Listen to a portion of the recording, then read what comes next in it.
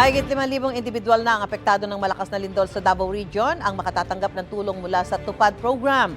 Ayon sa Department of Labor and Employment, mahigit 20 milyong piso ang nakalaang pondo para sa programa.